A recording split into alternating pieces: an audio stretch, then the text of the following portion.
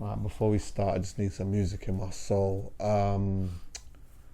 am I gonna play to get me in a vibe? What are you feeling?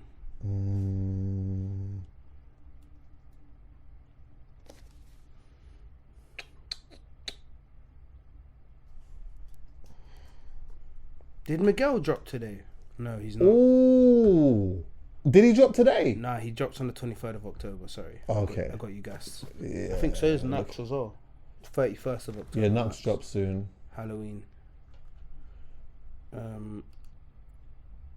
Do we still listen to Daniel Caesar? I do. 24th of October.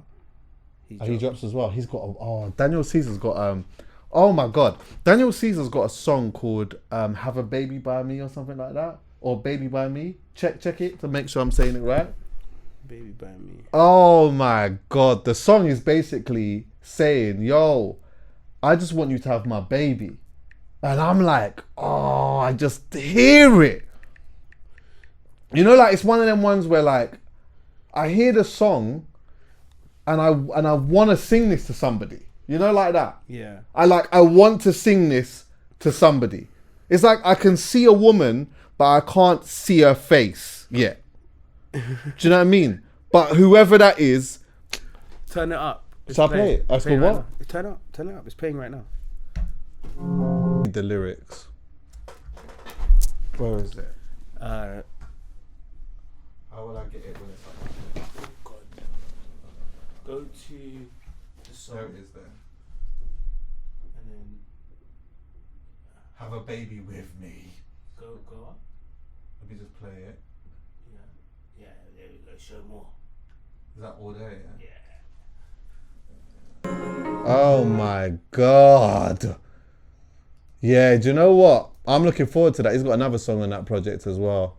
He was cancelled for a moment, though, innit? Yeah. Allegedly. I can't remember what he did though. Neither did I. Was it something to do with like, was it a race thing? I think so. I can Google it. Why do I feel like he was cancelled for the same reason that Sabrina Claudio was cancelled as well? Sabrina Claudio? Claudio. Do you know who she is? She's an R&B singer. No. Yeah, she said some racially problematic things apparently at some point. And she's lame. They said I think she is anyway. he said he didn't get cancelled, but he did face significant backlash. For what? What was it? In March 2019 for defending his friend Juliana Goodard. What did she do? During an Instagram live stream where she was criticized for making racist comments about black people, especially black women. So he didn't stand up for black women.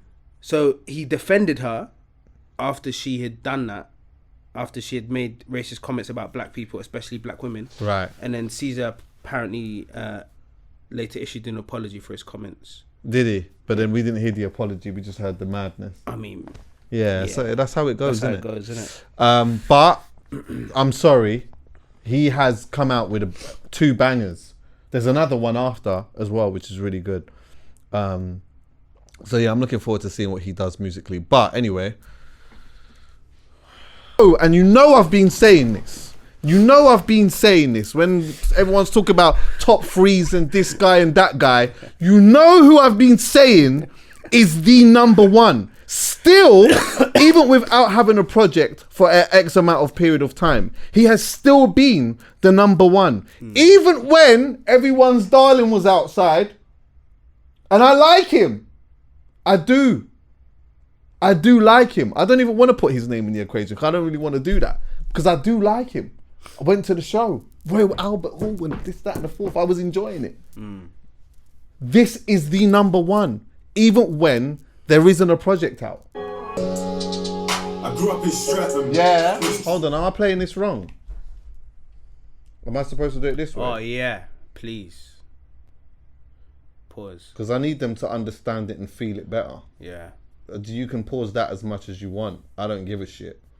We need to get rid of that pause stuff anyway. Yeah. Teachers were giving man tests. Same time the man were giving out testers. I got paintings giving man stress. My G just came out for shooting. Yeah. Something to look forward to. forward to. Something to look forward to. Yeah? When's he dropping? 24th of October. I see a thing that I touch, tell me about talking stage. Gotta tell us I'm on a wrong day, I'm getting man airlifted. I'm in Hollywood Hills with a white robe. Something to look forward to. I belong to the noisy crew. You see, This should go down as one of his classics as well, by the way. These are all together in the fire. Have you been tried in that fire? I heard bullets sing higher than Mariah and Choir. By the way, there's a lot of talk about Fredo this and escaping and this, that, and the fourth. He looks very comfortable to me wherever he's at. Wherever he's at, he's looking very comfortable. He's in Nigeria at the moment, right? I think so. More jewellery and all of these type of things. I hear him. Listen, whatever is the right thing to happen, I hope the right thing happens. You get what I'm saying? I just want to just leave it as that. Whatever the right thing is supposed to happen, I hope that is going to happen. But either way, he just looks comfortable. Spent a lot of time trapping, now I'm trying to retire. But this shit runs in my blood and I'm the guy they require. Yeah, these guns don't bring nothing but prison and deaths. And I would just like to get back to that Fredo as well. I would like to get back to elements of that.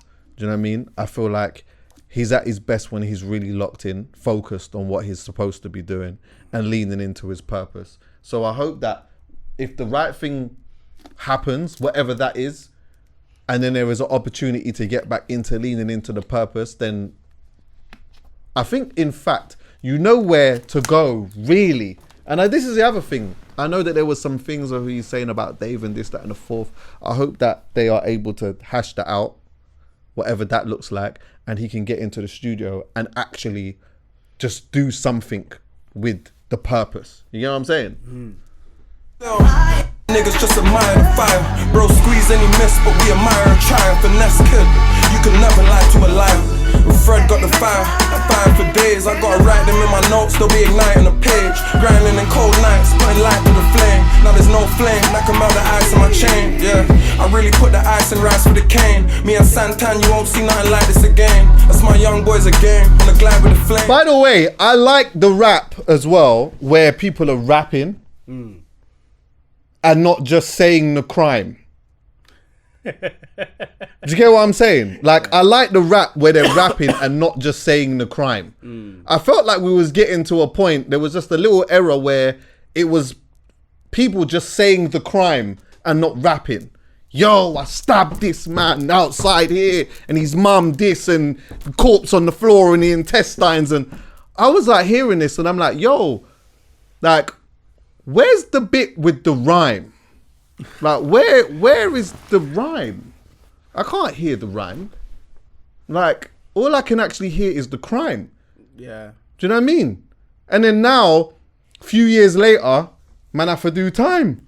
Yeah. Do you get what I'm saying? What you saying? And then like, now, within doing the time, because everyone's doing it for the man them, a few years later, you can't even see your slime. This is why I just want to stay with Grime. Because I love it when Skepta said, God forgive me if I bust my nine.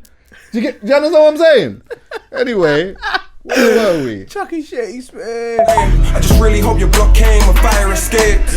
Before my entrance, I took the fire exit. Tried and tested, about 20 times arrested.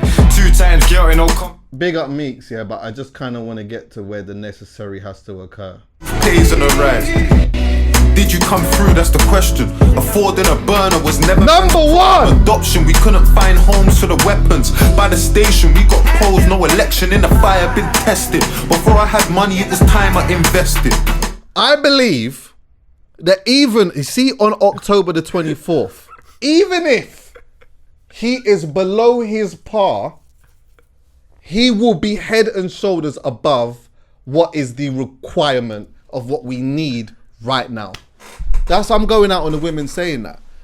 Dave is completely separate. And like, you know, this is another thing. I feel like he's taken a lot of time off, yeah? Even within taking a lot of time off, he's got one of the, what is it? The most sold rap singles of all time. Is that here? With him and Sench? Sprinter, I think so. Yeah. I could be wrong. Put the stat on the screen or whatever, yeah. Yeah, like, what a blessing to be able to be in a space where you can just take some time off and you can actually really work on the craft and have this level of demand when you come back. People just speculating on what you've been doing. What a blessing. And I hope it feels like a blessing, because I think as well, yeah, there's another side to that where it could weigh really heavy on your shoulders. The longer you wait, the bigger the anticipation, the bigger the expectation. Now we're also living in a time with like big review culture. Obviously, I've always been here talking and speaking about how I feel about albums and artists and stuff like that. The podcast, essentially, the foundation of this podcast was talking about artists and talking about music and having these unfiltered conversations, yeah? And that was coming from somebody who loves it. Do you know what I mean? Like, I absolutely love it. And I love all different elements of it. Like, even outside of the music, I like hearing certain elements of lifestyle when some of these artists have actually done it or have been doing it. For example, you know, when I see Nux, I've been talking about Nux from the very beginning, yeah? When I look at Nux today and I see like what he's achieved, he's working on a project at the moment as well, which is coming out soon. 31st of October. Yeah, A Fine African Man, I think it's called, Sure. yeah. I see Nux and I'm like, oh, I love it when he just looks like he is achieving something. Do you get what I'm saying? Like, I want to see Nux. I want to, like, this could sound weird. I want to see Nux in that car, though. Do you know what I mean? Like, I want to see a rapper like that with this yard doing this thing. I want to hear that he's getting an extra. I want to pocket watch that. I want to hear that he got 20 racks for this or 30 racks for that. I love it, though, because I feel like artists like that deserves it. He's super talented. He leans a lot into the default of rap that I like. Do you know what I mean? But going back to Dave. Shit, I've lost my train of thought. Yeah, this could feel like it's something that is weighing heavy on his shoulders or whatever, yeah? But I hope that he and the team see the blessing in it, though. I hope that they do see the blessing in it. I can't wait for this project. He has announced a new project that's coming out October the 24th called The Boy Who Plays Harp. It's called, sorry, it's right here. The Boy Who Played the Harp. Played the Harp. There's obviously these deeper meanings in it. I'm seeing people talking, oh, sorry, no, that's it. I just missed the part. Review culture. We talk about review culture and stuff just very quickly. And it's like, yeah, these conversations that we were having from early on were based upon us absolutely just having a deep love for a scene. Whereas now, obviously, people just go on TikTok and they're just reviewing everything. And sometimes people's reviews are not necessarily based upon, it's not based upon a love of anything. It's based just it's just based on attention. And also saying the thing that is different, that they believe is different to everyone else to get a click. Do you know what I mean? And I also think that those are the things that can play a part in the way that somebody is creating their art. Dave, though, I hope the noise is completely blocked out and this was just a full focus thing. And like, I have the utmost belief that he will again show why I keep saying this is the one. Like, and that's not to dismiss anyone else, by the way. That's not to suppress anyone else's thing. I just think that Dave is the artist that will just be around for as long as he wants to be. You know, I think Dave will maybe one day in his 30s may not be doing music so much, probably go into the world of acting and stuff like that and highly succeed into that too. I just think that whatever it is that he wants to do, he will do it to the highest ability and he will be majorly successful in. But the scene needs this. This is something that I feel like the scene kind of needs. Like, we need something to be excited about. Like, we need something to be excited about. And that's not to say, you know, that there hasn't been some projects that have been good. I've said here, I love Asco's project. I really do. I didn't even talk about this before because I didn't even listen to it. I hadn't listened to it. But Koji Radical's project is really good. Don't make that pass you. It's actually very good, his project. Koji Radicals. There's been a few in the R&B world. These that have been absolutely smashing it. K1, Sasha Keyboard. There's a James Vickery as well. Just got a project out as well, which is really good. You lot know how I feel about a lot of the R&B artists that we have over here. Manelia as well as Cold. Like, there's so many of them, but at the moment, like in the rap world, it feels like there's just, not only has that black button been switched off, but we're just not really majorly excited about anything. So yeah, I'm so gassed about this. Do you know what I've noticed though? I feel as though Dave might have a fan base that is leading a little bit like the Kendrick fan base. You know, like, I say this in like, I can see that when Dave does drop this, every single line is going to be dissected in the major, biggest way. And some of it is not going to be that deep. Some of it is just going to be him just getting his shit off. Some of it isn't going to have the major, crazy, deeper meaning that people are going to start dissecting or whatever else.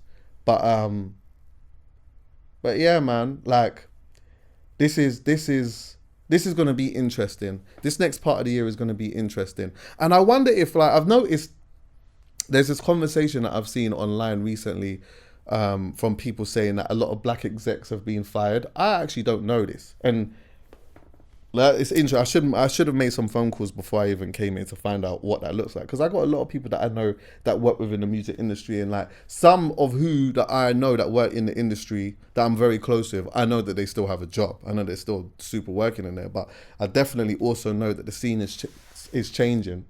Something is off and nothing is working right now, and it probably makes sense that loads of people would be made redundant and that certain departments would be shutting down and whatever else. But I wonder if a project like this coming out, yeah, could be the start of a new wave of something that then contributes to people getting paid again. Because if no one is getting paid, let's just say, for example, this thing that people are saying is true, yeah, that loads of black execs have been fired. By the way, I don't think it's just black execs, by the way. I think it's like a lot of people that work within the black music scene, which is still a decent amount of white people as well too. If all of these are losing their jobs and all of these type of things, yeah, but then you have a project that rejuvenates the scene and there's a new wave of something, then it would mean that potentially people that work within marketing get paid again. People that work within the touring scene get paid again. Because this is another thing. Most people are not even touring at the moment. There's a lot of artists that are not really touring at a high level at the moment. I can't even really think of any. There was a year where like bare people was doing tours and shows or whatever, academies, arenas and that. I can't think of anyone in recent time. All I know is K1's is going to start her tour soon. Yeah, I just got a notification from the 13th of October, Jazz Cafe. Oh, is it? Yeah. But she does 2 London shows in which is in Alternate, I believe, which is Jazz Cafe is really small. I think what probably happened with K1, not to divert too much. Yeah. I think maybe they underestimated what she could sell. Right. And then they've put out Jazz Cafe that would have sold in seconds. Yeah, it's sold out. And then they've like, okay, cool. They need to feed that demand. So then there's like, she's doing another 2 shows, which is at the Alternate, which is 1,500, 1,600 in and around that per show. So yeah. And then I just noticed that DBE just announced a tour. They're doing arenas again. They can see their thing is separate as well, because I don't know, correct me if I'm wrong. I haven't been paying too much attention. Yeah. What's this here you showing me? This is her dates, K1's dates. Yeah, she's doing UK, Europe, and America.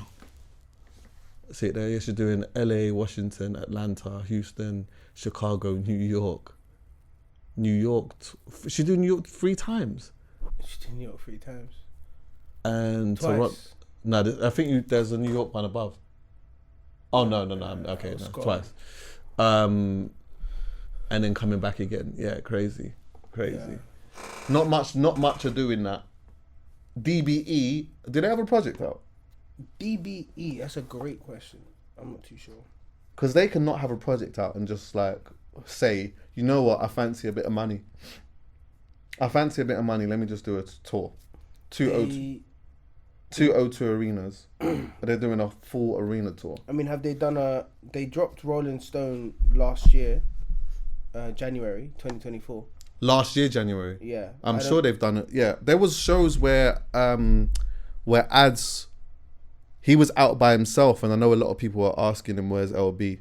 People were screaming it out. Where is he? They thought that there was some type of issue or something like that. Well, I think it had a lot to do with like, you know what? I'm not even going to get into what they dropped a single yesterday. They dropped a single yesterday called Wrongs with Lil TJ. Oh, really? Yeah? Yeah. So that means that there's an album coming out then?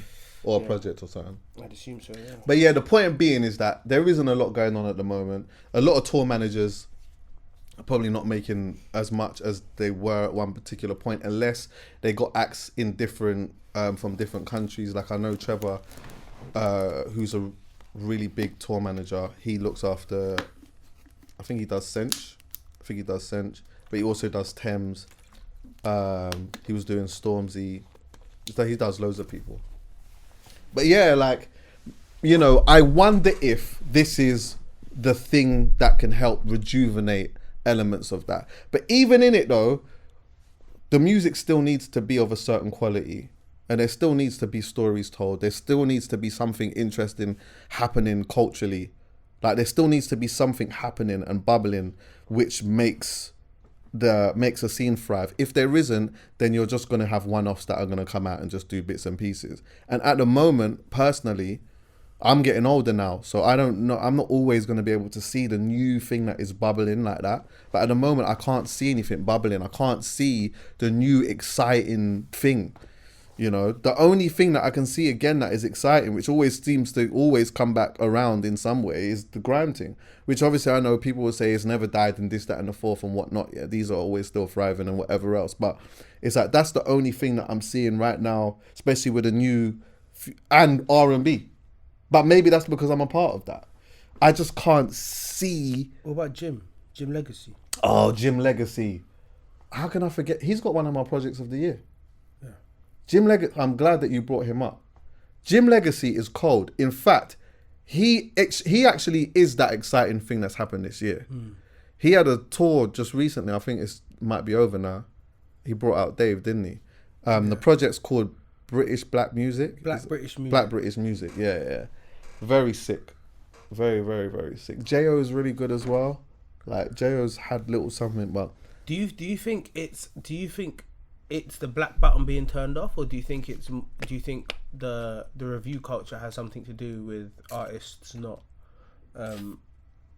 just releasing music regularly? What do you mean? Like like the review culture is we're very harsh and very negative in our reviewing. I say this not me personally, but as a culture. It's like, oh, this wasn't what I liked. This isn't what I expected. This isn't what I... So, like, there isn't much objective viewing. Do you think that artists care about that? And so... Nah, I don't think it's got anything to do with review culture. Nah. First. It's probably... I don't know. I don't know if, like, algorithms, like the way algorithms work, the money that is being put into things has changed. You know, like... I don't know what that looks like. I don't know whether it's a thing where at certain points some labels have overspent and it's got to a point where it was just not sustainable. I think we talked about this time ago. Like some of the money that was getting thrown around at one particular time was just insane. Like especially for deals. And you got to think, like, see with these record labels, yeah, a lot of the money that they're spending on these deals, they're using legacy money. Most of the time, they're flipping legacy money. If you've got, or like either legacy money or like the money from that real big, massive artist that they might currently have right now that is selling a crazy amount. if you're still making money, like there's still a label making money off Elvis. Don't get it twisted. Elvis is still making big dough. Yeah. Do you know what I mean?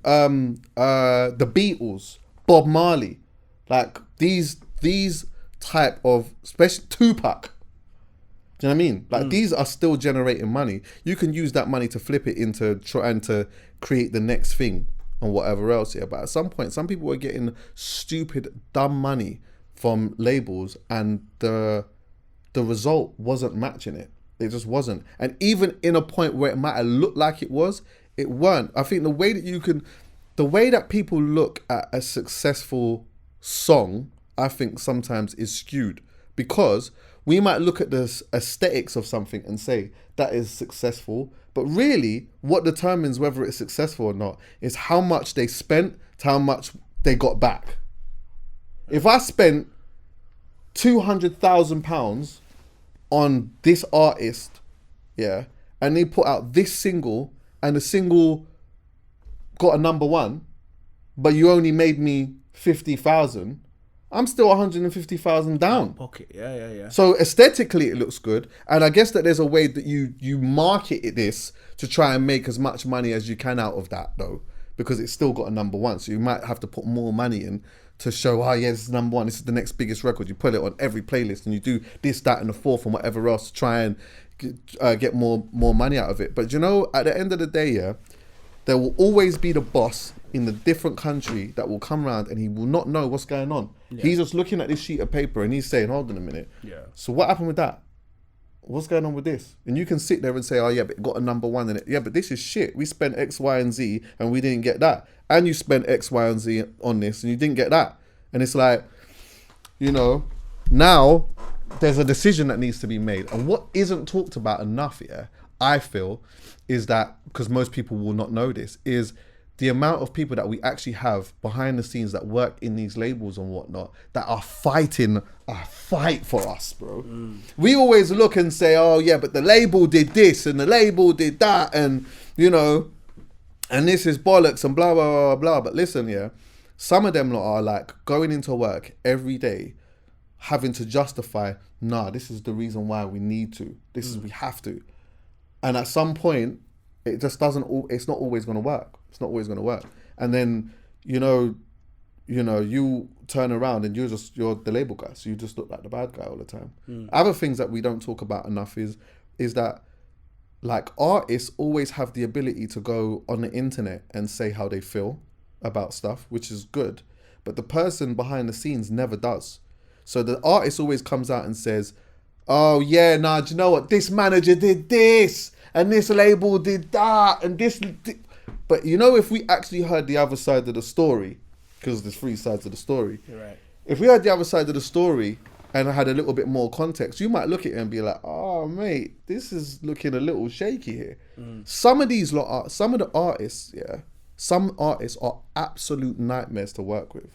They are absolute nightmares to work with, but they will be on TV, on the internet, on a podcast or whatever, grinning teeth, and we all just feel like, like, do you know what I mean? They've been hard done by. Some of them, respectfully, are just full of shit, bro. Yeah. And some of them have made the decision themselves. You see, like when you look and say, like some of them will look back and say, they'll have like a song or a project that they're not that very proud of because they made that project based upon trying to achieve success around the sound that was happening at that time. So when that doesn't work out, then they come out and some of them say, the label did this and the label did that and whatever. Yeah. Where in fact, sometimes what actually has happened with label people is that they've said, all right, cool, do you know what, yeah? You're talented, we'll give you X amount of money, just do what you do. Just do what you do. So now they're looking around and saying, all right, cool. All right, boom. This one got success by doing that. Let me try that. So they've tried that and it didn't work. Now all of a sudden it's the label's fault because you signed to the label, but you was the one who wanted to make this big record or to chart and to do this and to do that. So yeah, I just kind of wish, most of them will not do it, but I wish that like some people from labels came out and actually gave some real context into what's happening behind the scenes. But yeah, enough of that though. Big up Dave. October the 24th, I believe. I'm really looking forward to it. I'm looking forward to hearing where he's at production wise, who he's collaborated with. I feel like if I'm making any predictions here, I don't think that he's on this particular project that he is collaborating with anyone that he's collaborated with before. Someone said to me that they're hoping to see him and Gets come together. I would love to see that, but I don't know. Like, that's already happened, so I don't think that will happen again. Not on this particular project. I'm looking forward to seeing where Dave is at mentally. Like, Dave leans into my default rap in the sense that I know he's going to have a couple of big records on there.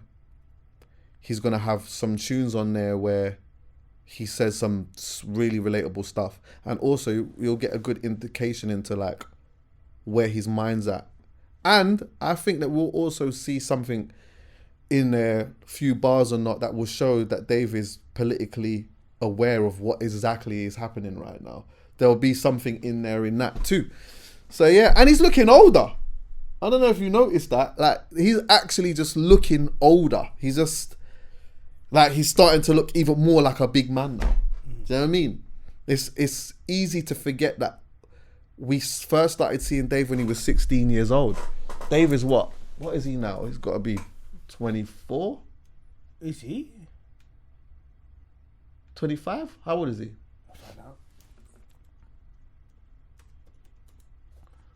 27. Flipping heck. Oh my God, bruv. Yeah, that's crazy. Benny played me when he was like, must have been 15, 16 years old. That is nuts. Yeah, it's crazy. Big him up, man. Big up the whole team and stuff.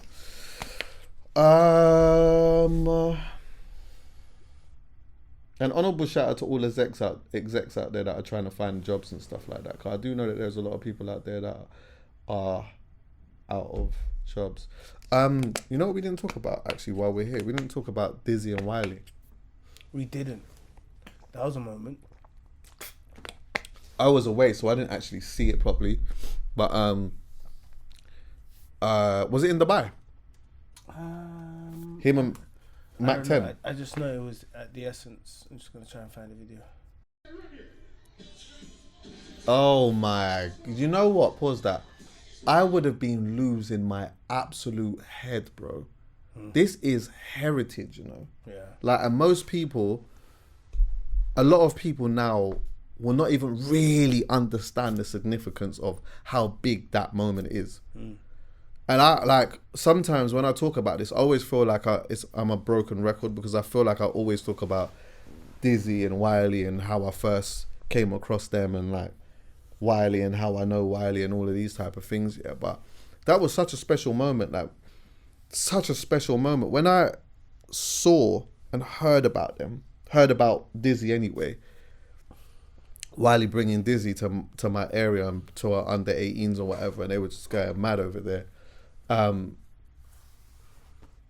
never once felt or thought that there would become a time where them two would not chat to each other, especially at a time where it was still so strong. Do you know what I mean? I didn't foresee that, and I don't think most people did, until obviously incidents happened, whatnot, and it tore that apart for years.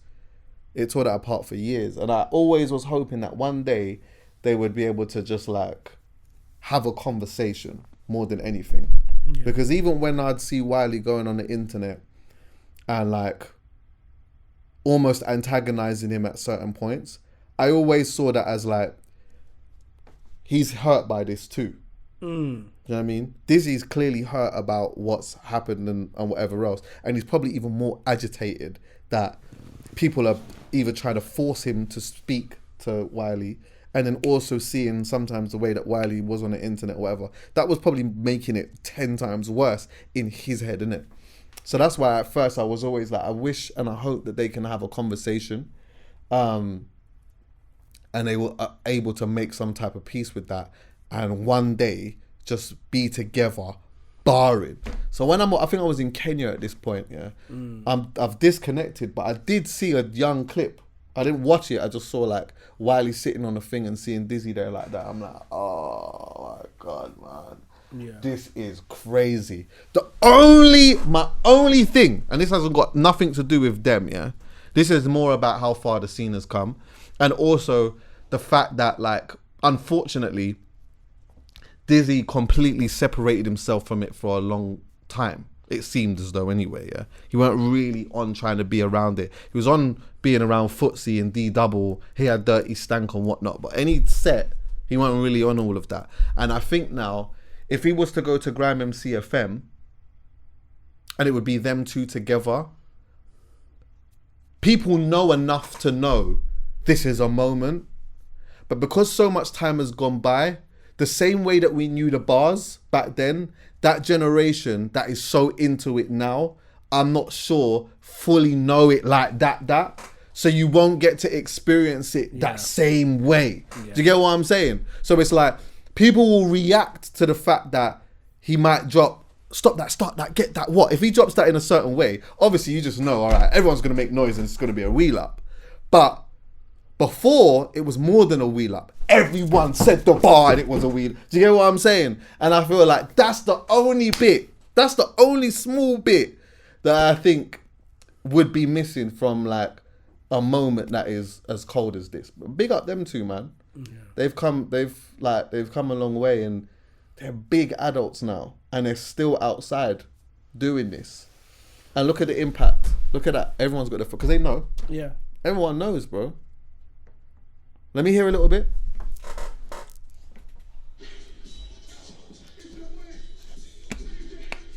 Big up Mac 10 as well. Always. This was a rhythm as well. Let me turn this up. Turn it all the way up. Yeah.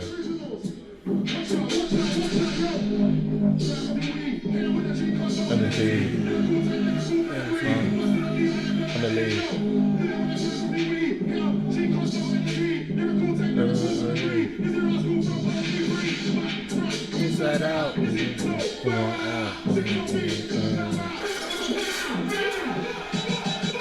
Crazy.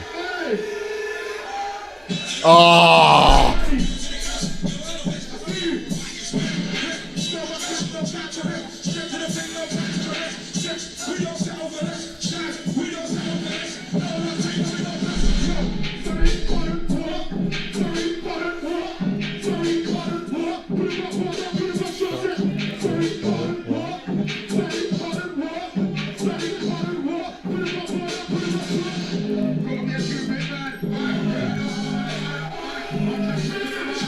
Mad. Jesus, mad. Do me this favour, yeah? If you want to hear all of Dizzy's Reload lyrics, yeah, bearing in mind, he had hundreds of them. Go on YouTube right now. Me? Yeah. Yeah.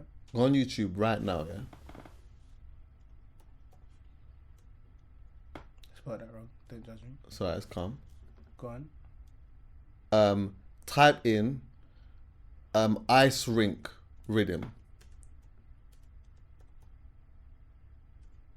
And then put in Dizzy. Yeah, ice rink Dizzy. Listen to this. No, go to that one. Yeah? Yeah. This has every single one of them, basically. Big up thing. Internet access and thing. Watch him. This thing was crazy. What you do will come Back to you. This is how young he sounds as well. Yeah, too. I was warming up. I should play this through here, by the way. I should. It's alright, it's too late. North London crew, South London crew, East London crew, West London crew. Should I play it through here? Yeah. Yeah. Alright, let me play it through here so you can hear it better. 1 second. I was even gonna say, you know when I saw that moment of them on the thing, it just takes me back to when Poet was saying, like, your job for culture is to give to culture. It doesn't matter. Like, if you don't get nothing back, you don't get nothing back. But you just give. And that just... I hear it. Yo. One. Alright. Yeah. What you do will come back to you. Watch him. Yo. 1, 2. I was warming up. Pressure. Listen to how young he sounds. We got the North London crew, we got the South London crew, East London crew, West London crew. Yeah. Look. He goes mad from the get-go. I got a rude attitude for from a realm of the one so full of trouble at. I couldn't give a rush, not a beer, couldn't give a rat toss of a shit and I still behave raw, no love for the law, feds bother me more and rags. I don't care what you live or who you with, you will get buried in the grass. I say what I say real fast, say it with style, say it with class. But when I'm dirty, I said it in the past. Don't like me, I say kiss my ass. Kiss from left to the right, kiss to my black butt cheeks turn white. Kiss my ass for the night, don't stop till you see daylight. Tiptoes, laughing always nice, that's that shit goes. You know I'm going that was another one. Rows, and I can't be seen with these. What did I say last night? I bet your chick knows. We were not knocking the roots, how we hit toes. Your girls just ain't Mazoo bimbo, freaks out the phone. I got an idea, make go in the spot, I mean, right here, knock your girls to paper for the whole year. Bring drama, cause I've got no fear. And my head feels so clear, move to the mic and season like, oh yeah. Some try catching me up, but they're not near. Not ever, not now, we're not here, we're too hot here, you know. Yeah, I wanna care. Left that boy in a gutter somewhere. Took life over when I took rare. Make you wish you were born. That was the next one. What's that? Yo, out my hair. She's old news, everyone's been there. No, we're not equal, no, we're not fair. Like, yo, anything she gets there. That MC is down. Tell him I said it and I said it real loud. Going on rowdy, going on round. That way tried it, that way foul. Brother, he was just crazy with it at this moment. Play, talk up or you might get betrayed. Rub deep on these and put these MCs on deep freezing. Hit these with these and rip these and come like what stop we flip these. So flip please, don't rap with these. Feel us angry sick MCs. Don't like Christines or Britneys. Lalas or kinky winkies and strictly for picnies. Old school afro dry white knees. What is on the flex we stick these. Endless gunshots we lick these and chip these. CIDs with ease. Some Mac MCs drop like fleas. Play your haters get chopped like trees. Then he goes more mad. Yo, hit him like a lightning bolt. 5,000 volt, it's your own fault. He's crazy with it, bro. Kano had one as well. Bet365, the ultimate betting app. Yeah, I ain't paid for it. The action with our incredible I ain't paid features. for it. Find your favourite teams, players, and games. Download this game-changing app and see why it's never ordinary at Bet365. We don't advocate for betting. Love and respect to Kane, by the way. Yeah, K-A. K-A/Kano. He's my favourite. He'll always be my favourite. It's the coldest. Kano. Kano. Old tight Wiley. Yeah. Sipping the bottle of something. Mine's right, but it's right. Sipping the bottle of something. What we doing? Ice rink. Alright then, check the style. Watch him again. Yeah, what did I take it to another level now? Make it snap, no, settle down, take no, spread around. Make the snakes, I make pigs, don't pet around. You can see but not see, don't pet around. You and me are not close, I'm the Q sound. Yeah, take you out, have the crew sound. Boys love girls, make free sound. How's the tune sound? It's the new sound, new sound to the new sound in the car. New sound, I'm a new. Do you know what? I would understand if you don't get it.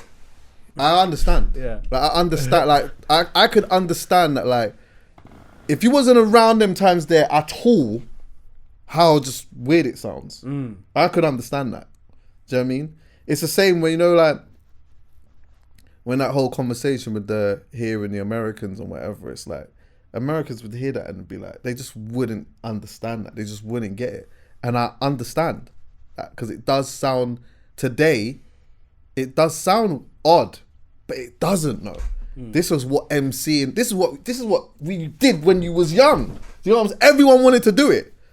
Or be a DJ or some shit. Do you get what I'm saying? Like, yeah, it's cold, man. It's cold. But big up DIZZEE and WILEY each and every time.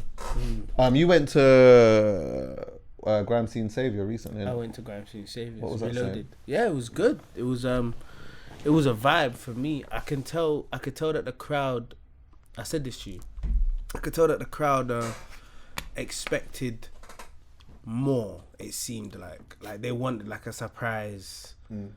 You know, Boy Better Know, or a WILEY, or a DIZZEE, or somebody to roll through, but they didn't. And for me, I enjoyed it. There was a few people that were just absolutely shelling. They were waiting for the Skepta. Was Skepta there? No. Jammer was. I think it was Jammer. He was jumping around. It has to be Jammer. If he's jumping up and down and his locks all over the place. No, but you couldn't see. He was wearing this Renault race suit. Yeah. Like he was wearing like a fireproof suit. Okay. Shit. It was kind of cold. I can't lie. Yeah, it was a proper vibe. Chip, every single time he went on was absolutely superb. Scorcher, I told you about the Scorcher moment, innit? When he somebody was rapping, and then Scorcher finished his drink, and I was doing player cam on Scorcher, innit? And he finished his drink and he was looking for a place to put his drink. He puts his drink down. He puts it down, backs away from it, and then takes off his hood, zips up his jacket, puts on a glove, sees somebody, says, "Well, I'll go on to that person." This is while somebody's rapping. I can't remember who it was. I was player camming. And then he says, "Well, I'll go on to that person," puts on his other glove, and within a second, the mic's in his hand, and he shells it. It's just like, you can see, like, he just has this prep. Like, he was staying away from the stage. He was staying away from the center. Like, he was just drinking his drink, and then he's like, you know what? Now that I finished my drink, it's time for me to take the mic. It was cold. Big up Scorcher. Mimi, and he's a sick podder as well. Yeah. There was a girl called Mimi there. I think her name is Mimi. Correct me if I'm wrong. She was cold as well. Like, it was like she just jumped on, and she wasn't out of place. She was cold. And it was who else was it? So Large? I can't remember. It was good. I enjoyed it. Do you know what? Sometimes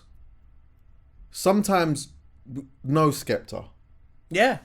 Sometimes no DIZZEE, no WILEY. Like, sometimes no real big legend. Sometimes just them, man. And that's not to say that, like, obviously Chip is that too. You know what I mean? But that's his thing. That is actually his event. Yeah. But it's like, like, not every time these guys pop out. Like, sometimes that needs to not happen. Yeah. Sometimes it needs to be. Sometimes it actually just needs to be. Sometimes it needs to be Chip and just upcomers. That's it. Yeah. Like, that's what you're gonna get today. Yeah. If you love this thing, that's what that's about. And you just don't announce anyone. Unless you're gonna do like a really, really big venue and you need to sell some tickets or whatever, then sometimes just create the brand in a way that people come there for vibes, and they're gonna hear, all they know is that they're gonna hear some sick MCs. You know, not to make this about R&B and slow jams too much, but it's like, that's one of the reasons why I don't like to announce guests. One of the shows we are gonna do that. We're gonna announce guests, but that's for a particular reason, and we'll talk about that another time. But it's like, you know what? I don't want you to come there thinking that this person's going to be there and that person's going to be there. I just want you to just come there knowing that the music's going to be good and it's just going to be a vibe. Yeah. And I think that's what that should be about too. And there was enough there, bro. Flowdown was there. Yeah, there we go. See Bruiser. Yeah. Flutter Deep. When I tell you, bro, I could see people confused when he was going. Yeah. Like, it was. I can't. That was the first time I saw Flutter D live, and I was happy. Yeah, Flutter D is crazy. Yeah, he's on, like, when you hear it on a recording, you think, yeah, like, that took takes. Yeah. But when you see it live, you're like, no, that didn't take takes. He done that. Yeah. He doesn't need a rhythm. I wonder if, now that a lot of time has gone by, if there will ever be the true honest conversation about D-Double and Flirter D. I wonder if there will ever be a honest conversation about that. About how they actually saw each other and the competitive nature within that.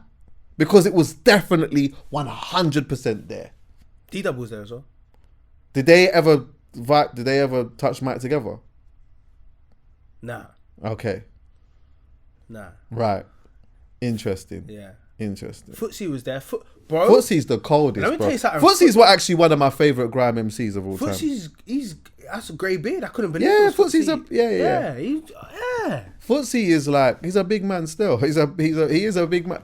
Hey, wait. Do you know what? Let's do that. Let's actually do that. Go on. Footsy is greyed off. Yeah. And not much other people are. Yeah.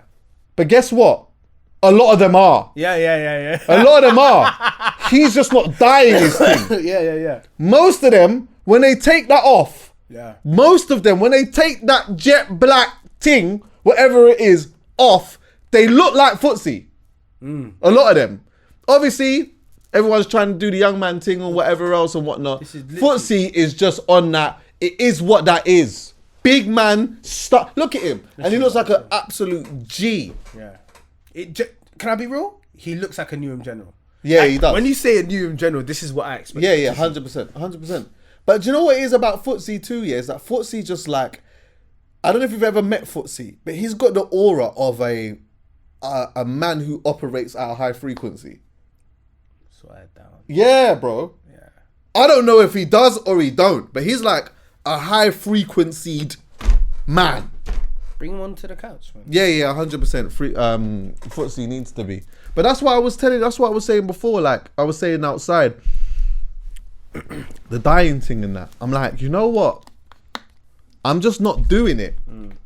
Because one day, I'm not going to dye my thing. Because one day, I might not have access to the dye. Do you get what I'm saying? I might not have access to the dye. And I might just have to just one day deal with it. And I don't want to just one day be jet black and then literally next week it's that. And then I'm bamboozled because it's just grey. Do you know what I'm saying? Yeah. You know what? If the greys are just staying there popping out or whatever else, then boom, that just is what it is. I know youths that are in their 20s that are just grey and hair falling out and this, that and the fourth. Do you know what? I'll take this. I'll take this. I'll take this. And with respect, I will take it way over the crown. That thing. Yeah. Do you get what I'm saying? If that's what it's gonna be, it's what it's gonna be. Yeah. Big up Footsie. I'm gonna get to this lady that was talking about the R, accusing somebody of R. I'll get to that in a moment actually, because I still want to keep this tied in together. I want it to flow. Cardi B and Nicki Minaj. I don't know what the hell is going on with these two. I don't know where it started. All I know is that Nicki is online tweeting and texting and doing all kinds of stuff on the internet, yeah? That's what Nicki's doing right now, isn't it? And Cardi's responding. That's what it seems like. I could be wrong, and you can leave it in the comments or whatnot if I am wrong in this, yeah? But it does feel as though Nicki is just tweeting. And I heard as well recently she said some distasteful things about Cardi's youth and all of that type of stuff. Cardi, you can't rap with Cardi because she's always going to clap back. And she's good at clapping back, yeah? And I think that probably does irritate Nicki Minaj. But you know my thing? I saw the internet talking about it, and I've seen the American podders and that talking about it. So I'm not even going to dissect all of that stuff that's going on between them, where it's come from and this, that, and the thing. Do you know what is really irritating me about this whole thing? About Nicki more than anything? Rap. If you don't like Cardi, jump on a rhythm and send. Directly. Like, for the whole 4 minutes, jump on a rhythm and spin if you don't like her. This whole texting and tweeting and stuff and what, you lot are rappers. I would hate to have seen Drake and Kendrick doing this, by the way. Imagine Kendrick on the internet tweeting. You know Nicki Minaj is a superstar. Like, Nicki Minaj, I think she forgets how much of a superstar she actually is. She's sitting there. Maybe I get the competitive nature in this, by the way, because I do think that if you feel like you've got the throne and you see somebody who in some way is a threat to the throne, I can see how this person is not loving that. And in that, they might do certain things just to let you know, listen, I'm your mother. Don't disrespect me. I'm your mother. Yeah. And remember that. I could hear that. I could definitely hear that. But you know what, yeah? You're a superstar. You're Nicki Minaj. You are, whatever you say, if I go on the internet right now and I just say, I don't know about this Nicki Minaj thing, I'm going to get thousands of these little barbs messaging me, upset, screwing, vex, loud, kicking, screaming that I've said that. Because there's loads of them, right? Jump on a rhythm and spin Nicki if this is how you feel. Stop tweeting. Have you seen all of these? What is it? Have you seen all these tweets? Read some of them, please. All right. So, I'm starting in the middle somewhere, yeah. So it's like Nicki Minaj was like A B C D E F G, falling off the charts with a big belly, running trains barefoot, still smelly, still you This is could stupid. not outsell me, right? Oh, because you can't sell it, outsell it. Yeah. Cardi B goes, why you keep bringing up my album? It's not like it's not the gag that you think it is. You've been in the game like 16 years. You need to compare yourself to your peers that started around your time. Rihanna, Taylor Swift, Drake. Those are the numbers you need to be competing with, and you can't because you're doing lower than all of them. I was in high school when you came out. What the fuck is you comparing yourself to me for? Then Nicki tweets this, calling her Barney. And then she says, raw dog and pregnant with the 4th baby. See, Barney, then see that there now. Barney B, BV, HPV. That's the bit now. Allegedly. That's the bit now. With this picture. That's rude. Right. But that's the bit now where obviously it turns it into a whole next dark, thing. And Cardi B goes ham. All right, now this is the 3rd tweet talking about my pregnancy. Like you wasn't going to different fertility doctors because you couldn't reproduce from all them perks scrambling your eggs. Not allegedly. Lord protect my babies. God. Yeah, bro. And it's just dark from that point. It's just really dark, bro. I don't even want to read this. It's too much. Look, she's doing this too Your much. medical records in a strip club to look embarrassing. Your father whelp. Anyway, you're about to shrivel up and die. You called black women monkeys and roaches. Now one day people will call your daughters monkeys and roaches. Anyway, I used double the protection in every relationship until I was... Oh my! All right, stop, bro. Yeah. Stop. Jump on a rhythm. Yeah. Jump on a rhythm. Both, even Cardi. Spin. Like this. All of this is crazy. This is not upper echelon behavior, man. And I do get that. I do understand from Cardi's perspective. Yeah. If I'm seeing this right, if I'm right in my assessment, yeah, I can understand why Cardi's just clapping back. Yeah, you respond in the because you're medium responding. that It's you like, were oh, is that how you do? I ain't even said nothing to you. Yeah. She's on a vibe of, why are you even chatting about me? Like, you came out with these in this era. Yeah. You shouldn't even be comparing yourself to me. Like, this is mad. And a part of that I do think that they are peers, though. I definitely do think that they are peers. But what Cardi's levels with? They're peers. She's levels though. Like, in what sense? Numbers, sure. I wouldn't even meet like I would think so, but like bars. You think Cardi's bars with levels with Nicki? I think Nicki is better than Cardi. Yeah. I definitely do. But they are peers, though. Sure. They're they're peers. They're, do you know what I mean? They are peers in numbers and that too. I know Cardi's might have sold just a little bit less than Nicki, but you know, and even there's an argument to say that maybe like the time that Nicki was releasing music, like things are different, like all of these type of things in it, yeah. But they're peers, like, for sure. And right now there's too much texting going on for rappers. I don't ever want to see, and I'm holding them to the same standard as men. Yeah. I don't ever want to see any rapper tweeting another rapper this amount of times like this. Yeah. I don't want to see none of them do that. That is crazy to me. You have a skill. Jump on a record and say, do you know what? And if you jump on a record and you say all this stuff about the youth and that, it don't even sound so bad. Because of this record. Yeah. It sounds different when you're tweeting it. Yeah. Do you know what I mean? Hey, your kid is a this, that, and your child is a boom, bam, bim. And it's like, okay, do you know what it is as well, yeah? Why this is even extra lame is because you two know, I think more so Nicki, Nicki knows you're not gonna see Cardi at a time where you two are just gonna be on your own and have to address that.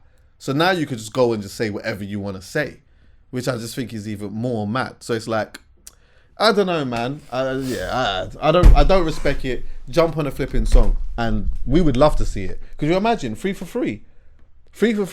Nicki is a better rapper than Cardi, but I actually think that Cardi has a chance to actually spin Nicki Minaj. In fact, let's do that. Who wins right now? Yes, Cardi. I think Cardi's is hotter than Nicki. No, Rapping barring. wise. Yeah. Rap, like as in the music right now. I think Cardi is. You think Cardi would spin Nicki more? If it was a direct diss tune. I don't know what state Nicki's in, bro. Yeah, people are saying that she needs rehab and all that. But no, in terms of her rapping ability. Oh. If we're talking like, she's got an album coming out soon. You know when they talk about like, who is a better player, Ronaldinho or Pele, and it's like you have to assume who's the best in their. Obviously, it's Pele, but we're talking about like. But I don't think that's a good example. Yeah, no, but I'm saying like, in their best form, Nicki, sure. Yeah. Right now, Cardi. I think if Nicki wanted to, if an intelligent choice of promoting her album, if she was confident in promoting her album and she wanted to diss Cardi, she's releasing diss tracks, and I don't think she's confident in her shit, which is why she messaged, bro. Yeah, fair. But she's gonna do alright though. She's gonna sell alright. She'll do alright. She's got she's Nicki Minaj. Yeah, exactly. And people are gonna listen to Hope to hear a diss. Who do I think wins? If it's a one-off record, I think Cardi wins.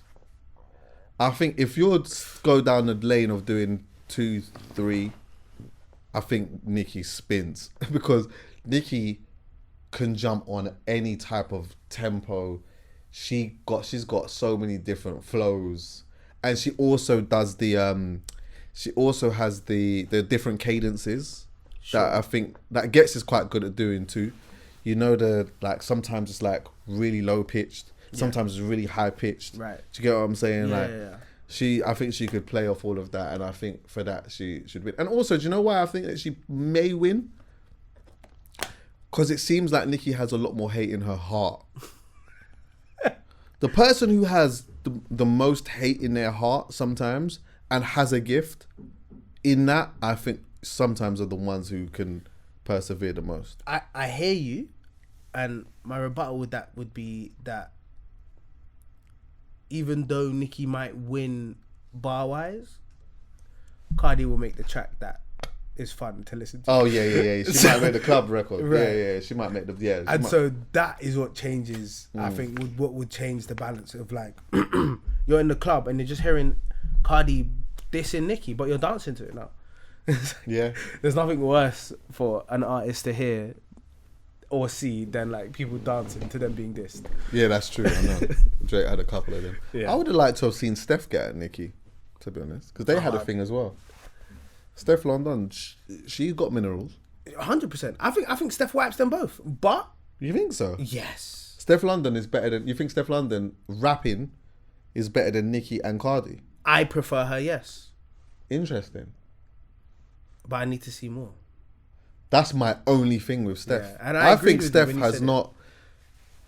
You see, Steph London's ability to watch her output is. It's actually a shame. It's a shame. Her ability is through the absolute roof. Steph London is actually one of the coldest, but she just hasn't been consistent enough with her potential. She's so good, bro. Do you think she's figured so out her good? lane? Huh? Do you think she's figured out her lane? Or do you still think she's in the zone of figuring out her lane? Not to question her ability. Her ability is superb. But when I say that, it's like I'm just looking at her her releases on Spotify. Who's Steph? Steph's. And what's her last one? She released something on the 25th of September with Afro Bros. Is it her song? No, it's not her song. No. Let me hear it. It's like that Rex and Effect sample.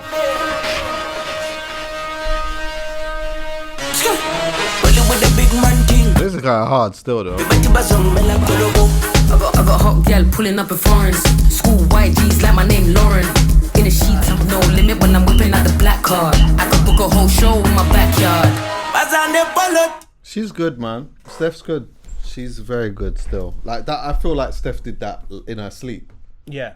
That's not even her showing how good she actually is without still being good.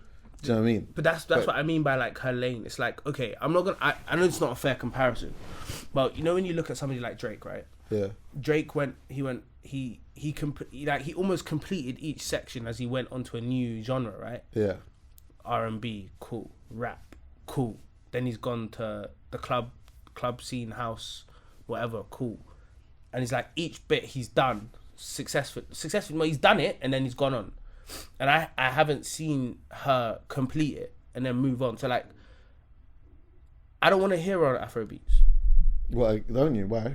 I want to hear her rap. Yeah, I hear it still. I want to hear her rap. I want her to complete rap I get what you mean. For me to look at her and say, okay, cool, you've completed it, and then move on to, you can then do, I'm not saying that you can't do it, but I'm just saying, let me see you complete what it is that you are incredible at. So she had a project out called Island 54, yeah, and I know I listened to this.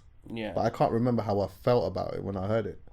But the features on it are really good, though. Big features, yeah. Buju. She's got Tyke on there as well. Yeah, Sidi Musiwala. R.I.P. I can't remember how I felt about it when I heard it. But I don't know. I don't know if this one stuck. But she, either way, Steph has the ability to actually be out and make a big impact at any given moment. Like, she's probably the one artist that you would say, don't write Steph out or write her off, because at any given moment she can make something that will be like flipping the biggest thing or the coldest thing. But then also she could be the person that you look at in years to come and think like, what went wrong? Like what actually went wrong? What's going on? Like, who's making the decisions? Like, what is it in your head? Like, where is your actual focus at? Like, what do you want? One day I'm going to film the checkup with Steph. Yeah, please. One day I'm going to, and maybe what I should do is when I do the checkup, sometimes it might not even be about a project coming out. Sometimes it might literally just be like, let's just check in and just chat. Yeah. And go through some stuff and then be open and transparent about it. Her album achieved 10 million streams on Spotify in its first week. What did? Island 54. Did it? 10 million streams on Spotify in its first week. I mean, our Spotify numbers are still pretty decent. 6.3 million monthly listeners. Yeah, yeah, and that's not too dissimilar to D Block. D Block's got 10. And they're active. So it's not to say that she doesn't have a fan base. No, she does. She's got. Well, I mean, I don't know. Well, that says that she has a fan base. It does, yeah. 6 million. Yeah, it's mad. Yeah, D Block have 10.1 monthly, and they're doing arenas. Don't get me wrong, 4 million is a lot of people, but there's a lot of people. The point is that there is. That It's not crazy. It's not crazy off. No.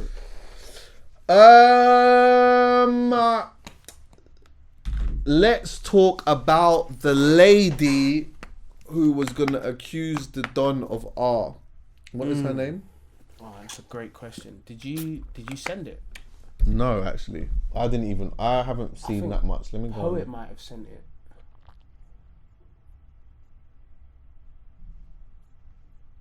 Oh, literally, as soon as I went on Shade Bar posted it immediately. First thing. Victoria Everlast. It's on Shade Bar, yeah?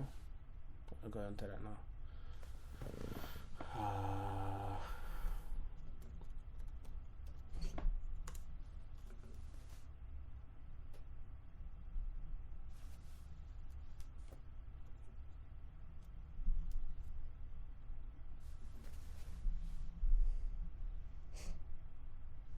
You got it, yeah? Okay. It's this girl, right? Yeah, Victoria Everlast. This is the next thing, by the way. This has just come out.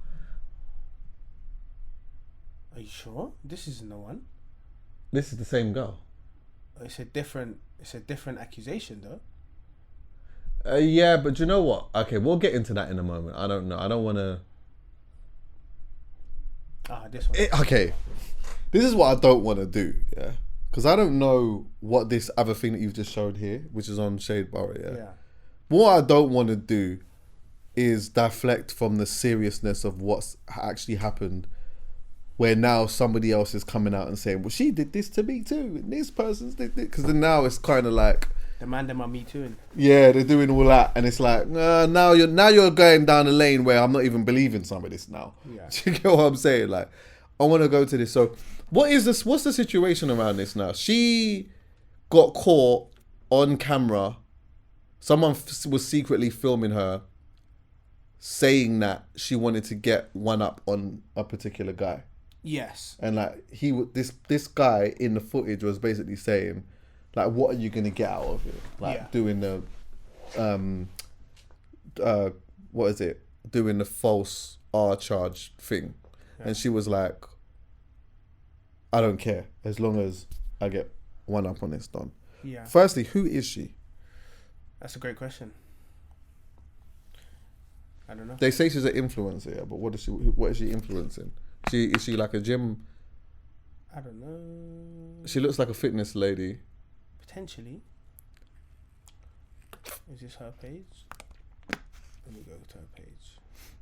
Okay, it's not available. Yeah, it's not available. Of course it is unavailable. I don't know what she does. When I first heard about this, yeah, everything I'm probably about to say here is not a big hot take. I'll be honest with you. It's not going to be a big hot take. But this clearly stinks. And it's so sad and frustrating when things like this happen, because in my own personal experience, yeah, with having friends that are women, so many of them have been SA'd in some way. So many of them have. And most of them just don't even say nothing. Not because they don't think they're going to be believed, but it's just like, what's the point? Do you get what I'm saying? It's like, when you grow up in a time and in a culture where certain things just happen, it's just like, it just is where it is. It's almost like so many of these women that I know have just charged it to the game. Like, bare of them have just charged it to the game. And some of the things that have happened to them is just like horrible. Some of the situations and circumstances that they've been put in is crazy. It is absolutely crazy. And there's a lot of people that have got away with that and that continue to get away with that. But then in that, there's a lot of skepticism in it, because sometimes when you are in a room with one person and they turn around and they say, this is what's happened, people will always say, oh, there's another side to the story. Like, what is the context? Because as I said, like, some people are not always believing that. Some people believe or have this intuition that, like, they feel that there are a section of people that are not telling the truth about what's actually happened. Now, I personally believe that the majority, if you look at the balance of how much women have been SA'd to the amount that have done the false accusation thing, I don't even think it's even nearly close. No. Honestly, I don't even think it's nearly, I think one is like somewhere like 99 and the other is like 1. Yeah. Do you get me? But though, this one is a problem still. It's a big problem, because being accused of something like this, it never goes away. Never. It never goes away. Someone, no matter how much if you bust case, all of that type of stuff, yeah, people will always remember, oh yeah, you was the one who, I know you didn't do it, but I heard that you was the one that, and could you imagine being around like family and all of that, and it's, you look familiar, but you was the one that, was you the, and you know you didn't even do it. It's insane. It's insane. And there's like, I really battle with what I think should happen in this scenario. Because I think that, like, loads of people say the same way that he would have been charged and had to pay a consequence for that, she should also. And a massive part of me says exactly the same thing. A part of me says, you can't just make an accusation like that and then like say, my bad, no, I was in this space, I'm healing now, and you know, I've got a therapist and I'm this, that now, and that's it now. You can't, it shouldn't work like that. There should be some type of comeuppance for falsely accusing someone of something so major. My only thing, and it is a big thing, yeah, in it, which I battle within myself, is that it further compounds the point that if somebody is assaulted, yeah, that if they ain't believed, then there might be a comeuppance on that too, And then imagine actually being essayed, you weren't believed, and then you have to pay a big consequence for that too. Which goes to the point of what I was saying. You know, like you've got the 99 and you've got the 1. So I'm always fighting with that. Do you get what I'm saying? Like, how do you determine it? So like, if now, okay, cool. Maybe in this case, you could say this one's easy to determine because there's actual video footage of her saying this, yeah? So it's easy to turn around and say, all right, cool. Do you know what?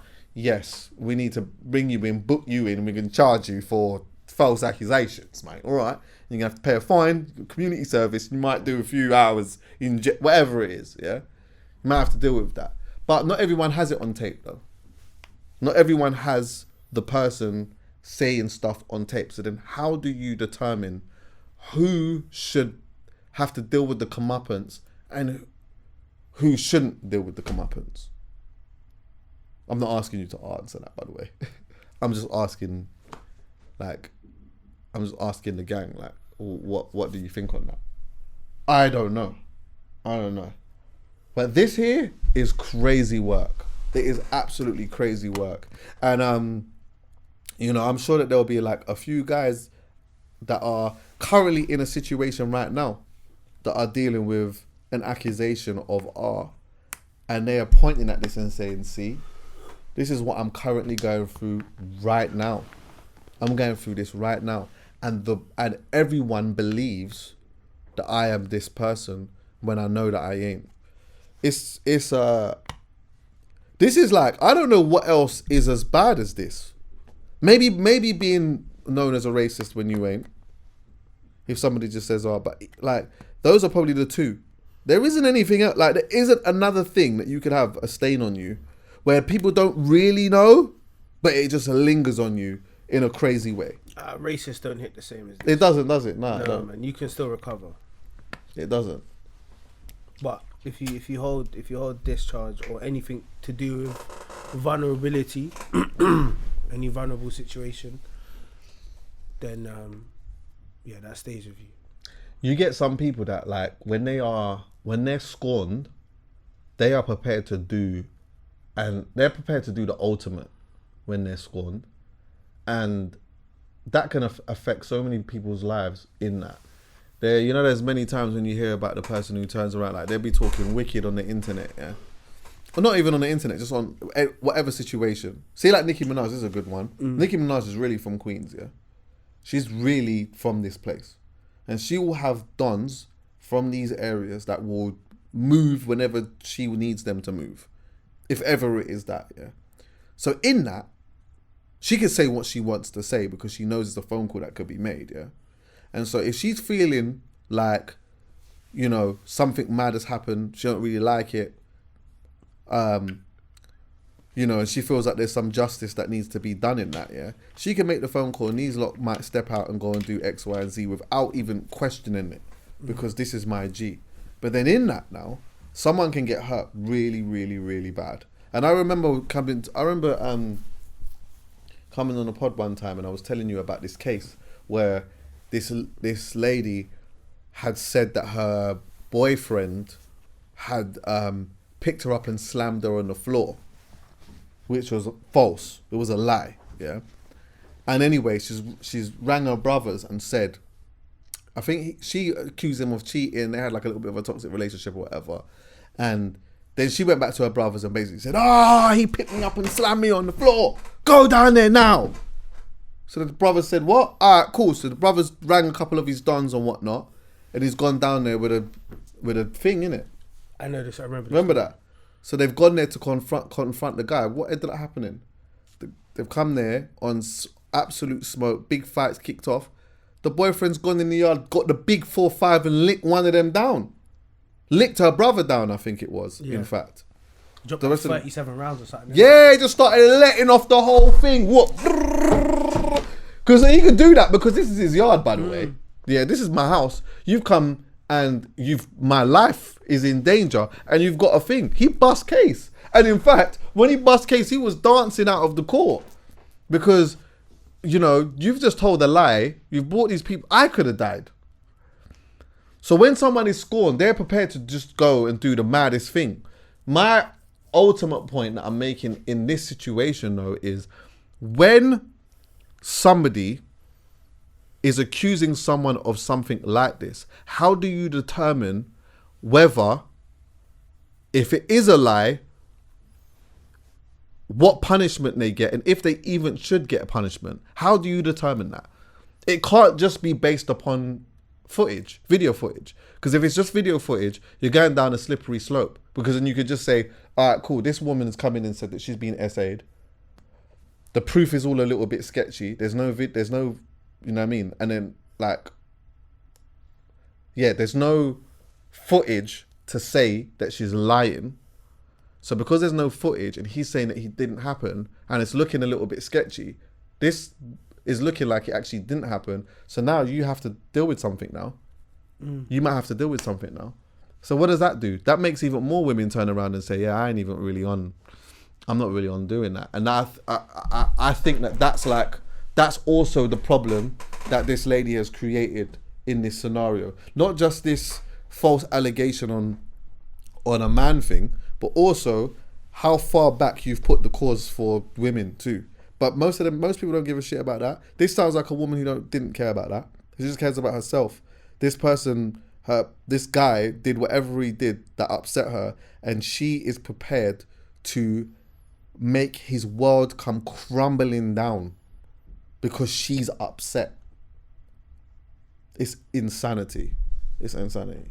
And it's really good that this has come out and that she's been embarrassed on that too. But yeah, I think there's more to come. She had a statement recently. Let me put it on the screen. It was on Shade Bar. I noticed it, and it's new. There it is. There. Yeah. Just read the verse. So she said, like every human, I have made mistakes in my past. I am not proud of them, and they do not define who I am today. The work I'm doing is bigger than me. It is helping people. Yeah, mate. Sorry, guys. Oh, hello. Yeah, mate. Is he in afterwards? Maybe. I don't know. Go on. He did knock, which I don't like. He's not even supposed to be in here.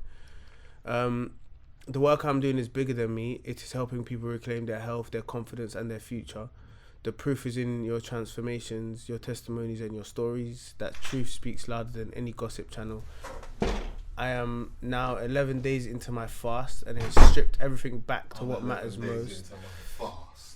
The discipline has given me clarity, grounding, and strength. Stop all of this. Stop all of this. What? What's going on here? Taylor's all this time. Everyone finds God when they what do are we doing right. here? Yeah, bro. You didn't even mention God rooted in faith. Listen, I'm 11 days into my fast. Listen, my boy always says, yeah, one of my boys, he literally, his favourite bar is a tailor's old as time. Yeah. Right. Whenever somebody does something mad, somehow or another, they're with God now. Right then. They found something. Yeah, they found something. Listen, you weren't with God when you done the mad thing. Yeah. Yeah. You need to accept that. And I hope God does that, by the way. God, I hope you do that. Yeah. I hope God says, look, obviously I'm on this forgiving thing, but wait, stand over, you see while there's this queue to get in is, wait, what's her name? Victoria? When Victoria, stand us over there quickly. Let me just deal with these lot first. Yeah. Let me just let the queue come down a little bit so it's not as long. And once the queue's not as long, I'll have a chat with you. Because that was some pussy old thing. Yeah. You can't do that. Yeah. So you go, I hope God does that. Yeah. Yeah? To a lot of people, bro. Come on, man. I hear it though. You did the fasting and all of this type of stuff. But yeah, come on, let's pattern up now. This is dangerous, by the way. Could you ever... I've got a question for you. Imagine, yeah... Wait, what's the time? Because you might want me to take this part out. Do you know people know that you got a missus or not? I got a missus. Yeah. So is that? It's absolutely fine. All right, cool. If you found out, yeah, that once upon a time your missus had factually made a stone cold allegation that wasn't true, how would that affect your relationship? Would it? Yes. I would do everything in my power to make her come forward. You know, let me give you an example. This isn't a comparison, yeah. This isn't a comparison, yeah. But she went to buy a birthday card for her friend at one of these Oliver Bonus. You know the man there. Yeah. She bought a birthday card from there, and she bought something else from there, but she forgot to pay for the card. And she come home and she's like, "Yo, like, I didn't pay for the card." I said, "Yeah, tomorrow." How much? So how much was it? I said, $115. I said, "Tomorrow, go back to the shop and pay for the card." You know what I'm saying? It's not like you don't want £1.59 hanging over your head for whatever comes next type shit. Pay for what it is that you've taken, and that's it. That's me. I'm not on the. I know, like, what you give is what you get. And $159 could really be a bad thing that comes out in the future. So I was like, go. So if she did, I'm telling her, go do that, because if you have that capability, that's another. Are you staying with her? That's the question. If the discussion doesn't amount in a discussion, and it's very much you need to come forward and get that brother out of prison. No, I'm not saying that they're in prison. Like, forget about all of that. What? They just like, forget that. Yeah. They just made the allegation that this person. Oh, the rumor. Them. Yeah, but that wasn't the case. You know that it's a stone cold fact that didn't happen. Okay. How would that affect your relationship? It's scary. I don't know. It's something I didn't think she was capable of. It changes the dynamics. It's like, okay, so everything that I know of you may be true, but now do you add this to the mix? What does that mean? I don't know. I can't tell you if it means I break up with her. I can't tell you if it means that it doesn't cause an issue. It definitely causes a problem. I'm out of there. Straight away. Yes, but though, let me land. I'm not out of there if they have made this allegation and it may not have been true. I'm not out of there because it might be true. But you just said it's a stone cold fact that it wasn't true. This is what I'm saying. No, that it wasn't true. So what I'm saying is now, but if the allegation is there and it's a stone cold fact, like video footage, for example, that she's saying, "Nah, I just did it because of boom, boom, boom," I'm out of there, because then I'm gonna be paranoid now. Especially, like, I'm gonna be paranoid that at some point this is gonna affect. You're gonna say something about me, or actually. Not that you're gonna make an accusation the same. You might not do that, but you've got something within your personality trait that would do something that would put me in harm's way. And when I'm with a woman or my missus, that has to be my safety mechanism. I need to be around you and know that, listen, it's safe around here. I can say what I want to say to you. I could be around you however I want to be around you. We could do whatever we want to do. You get what I'm saying? We know how you know what I mean? Does the why matter? No. Why? What do you mean, why? You just lied about something crazy. You're going to cut this bit out. 100% you got to cut this bit out. I can tell you right now that 80% of men, when Chris Brown hit Rihanna, said, what did she say to him? Whether it was a joke, whether it wasn't a joke, they asked the question. So I'm saying to you... I think that's different. Why? Because... What, because you can heal from physical wounds? No. Wait, let me figure out what I mean by that. Like, the fact of the matter is he just hit her, innit? Which is mad. Yes. But... I'm trying to figure out what how's that? I'm saying the why. Why did she lie on him? Yeah? If we're talking about my missus, which is... Oh, I get... Okay, so like, basically, yes, no. Okay, I still think this is different anyway. I'll tell you why. I think I know why. Because no matter what, you can't thump somebody like that. You can't beat somebody in it. And no matter what, you can't lie screaming R. Right? Is that what you're saying? Or can... I'm just saying, no matter what, you can't say that, bro. But I'm saying... Okay, I know some people's argument will be... I'm thinking about this in my head. Some people's argument will be that, no, if somebody hits me a certain amount of times, I'm hitting them back. I actually can see that argument. I still think there is unreasonable force For in a sure. situation like Agreed. that. I Do you saw get the what I'm stitches, saying? I saw the It's like, alright, bruises. cool. She might have conked you over the head with this and slapped you over the head with that, and she's getting mad and whatever else, yeah. And in that, you've retaliated, which is still seen as wrong. Cool, but you've lightly retaliated on a chill out kind of thing. But retaliation and a beating is nuts. So like, you can't defend that. You might be able to say, oh, quick retaliation, slap back or whatever else. You're like, you just got to hold that because you was moving a certain type of way. I don't approve, but sure. Some people will say that. Some people will say Do you get what I'm saying? A beating is nuts. Yes. The R... accusation of an R. An accusation of an R. There isn't a thing that you could do. You can't say, do you know what? Well, he thumped me. He was thumping me down. He was thumping me down. So I just said, you know what? He R'd me. That's still crazy. I'm not saying it's not crazy. What I'm saying is that we are not women, and we like for us. wait. Go on, I'm gonna let you land this. Hold on.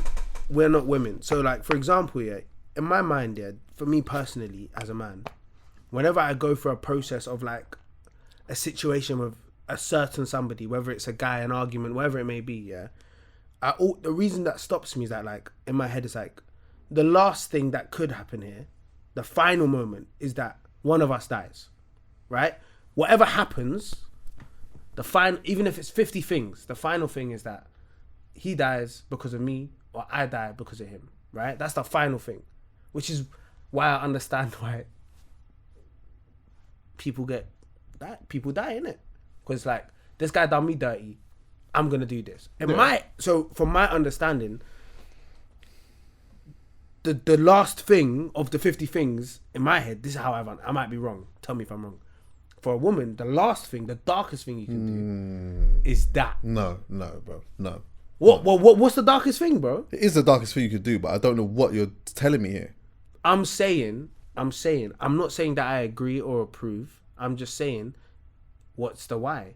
Did he punch up my entire family? If I'm a woman, did he punch up my entire family? You still just tell the truth. Huh? That's enough. He came into my yard and he beat my family. Yeah, but in your he head, beat my dad, he beat my mum. Yeah. He did all kinds of stuff. That's the truth. He holds 5 years and he comes out and gets a job. I don't want him to get a job. I want his life to be ruined. Nah, see, that's the issue. And that's what I'm saying. You can't do that. But I'm saying that the logic... If the law has said, which I'm not saying this is right, the law has said, this is what happens after you go to jail, you're on license. It's for you to then change your life. It's not now for you to turn around and say, this isn't enough for me, so I'm gonna lie. Justice isn't enough. I'm gonna lie. You can't do. That's crazy. That's insane. I think we've all made our own justice. God, what do you mean by that? We've all made our own justices. Like we've all dealt with stuff our own way. We haven't always relied on. Listen, don't get it twisted. I have probably said some things that I shouldn't have said in my life. I ain't never gonna put an R on somebody. Of course you're not, because you understand the damage that it does to somebody. And even the things that I've said that I shouldn't have said, I know that they're wrong. But you understand. I'm not. By the way, I'm not saying I agree. I'm just trying to find a way to not break up with my girl because I love her. Okay.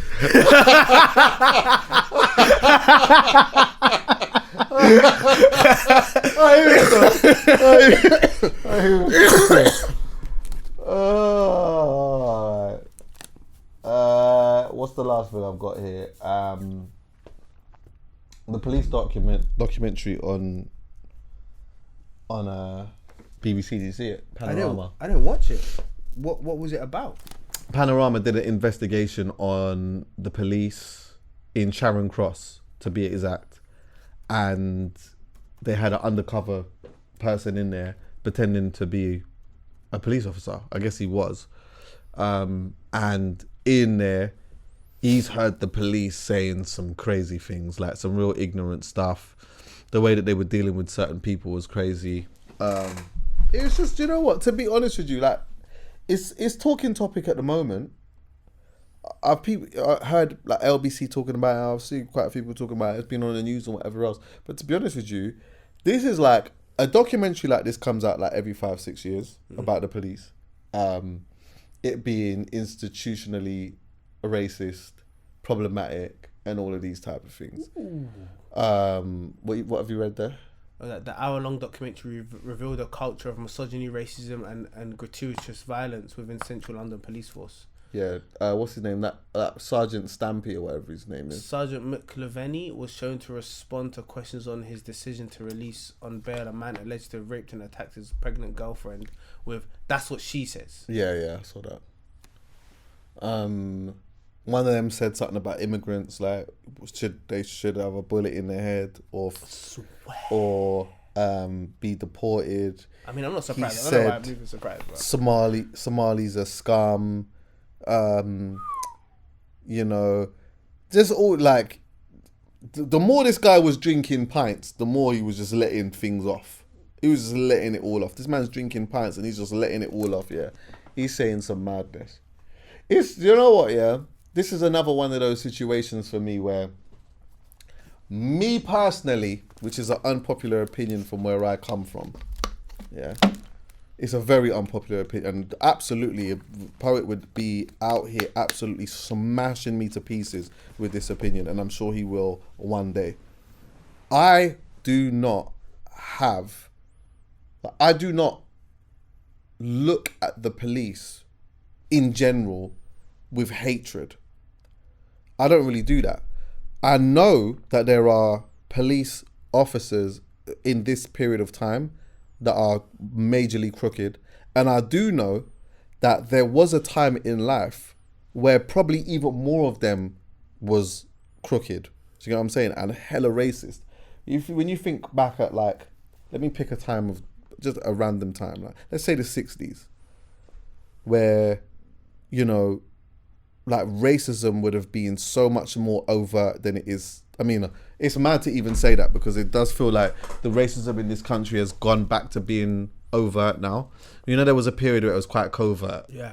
People weren't really, you knew it was there, but people weren't really saying anything so much. It would only come up in when there'd be like political arguments or debates, and then you kind of see like where sections of the country leans and how they feel about certain things. Now I feel like we've gone back to the racism being overt. People are kind of letting you know where they stand in that. And some people are not necessarily intending to be racist. They are just, what's the way of putting it? It's like this deep bit of, they might feel like there's something that is an injustice to them, where they might not be able to pay their bills. They may not be able to afford certain things, and they look at the economy of the country, and you are having a certain outlet, which might be like really right wing leading, giving you this information that is telling you about something or a group of people that has essentially put you in this situation. So then you then think, hold on, wait, it's because of them. All right, then, well, I don't want them here because I want this to be X, Y, and Z and whatever else. And it kind of blurs that line a little bit. That's another conversation for another day, yeah.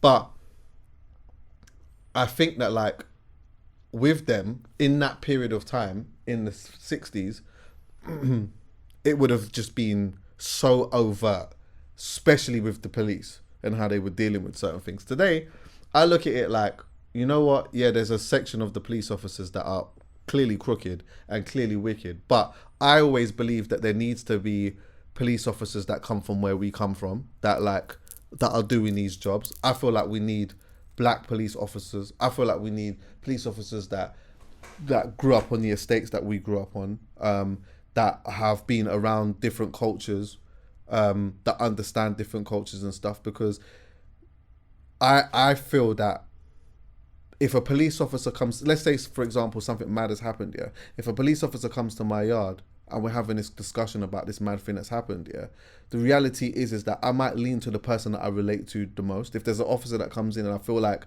there's a level of relatability in there, then it makes this whole situation a little bit more comfortable for me to deal with than it is, because I feel like with these, you might not do, you know what I mean, or you might judge me a certain way or whatever else. In that thinking, these documentaries make it difficult for somebody like me to turn around and say, oh no, but they're not all bad though.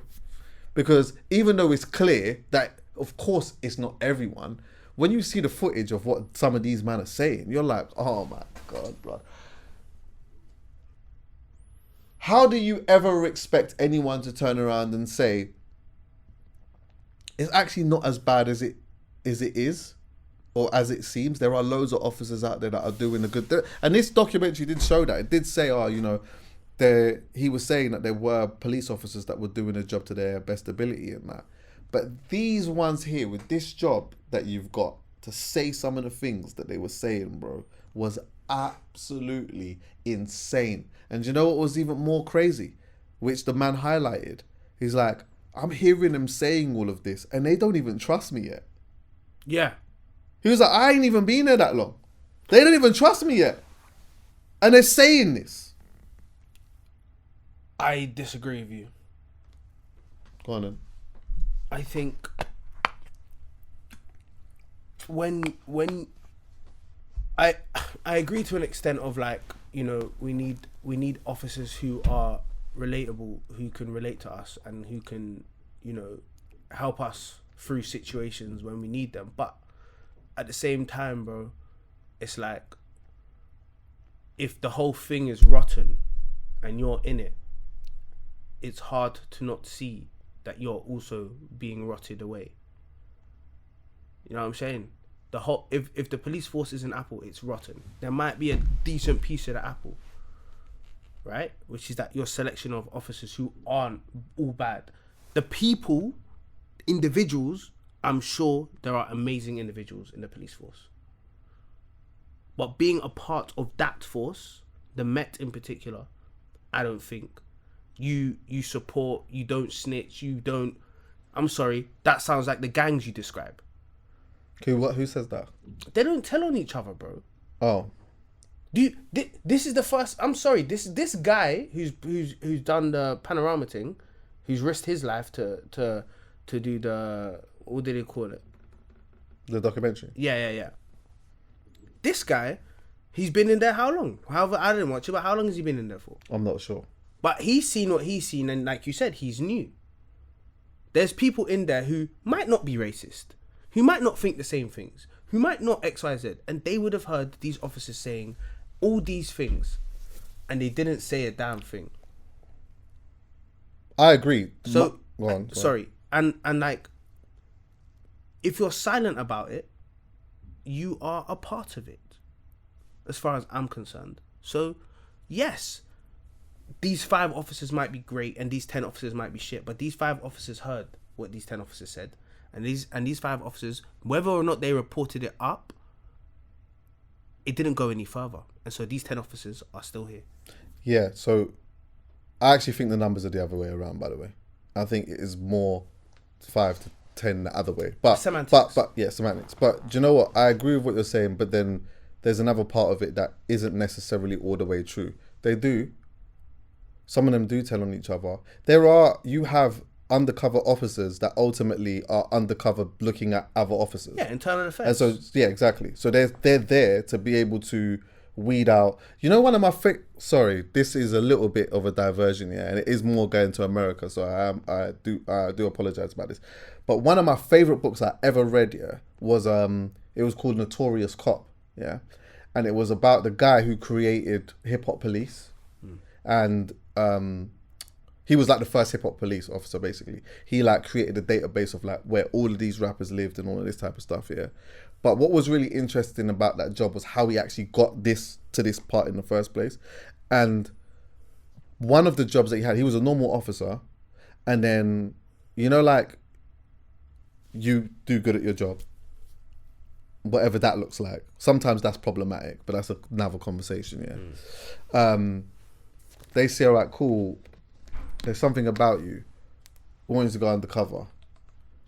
So you go undercover, you do this thing, get a couple of the drug dealers, whatever else, and whatnot, yeah. But then in that, it's like, oh, I'm just letting you know, as I was undercover, this officer's doing X, Y, and Z. So then they had him essentially being undercover, looking at all of the other cops and what they were doing. And it was really interesting hearing him talking about like what some of these cops were doing. Some of the mud that some of them was in, you know, like the debt that they was into drug dealers, or like how much coke they were sniffing and like all of these type of things.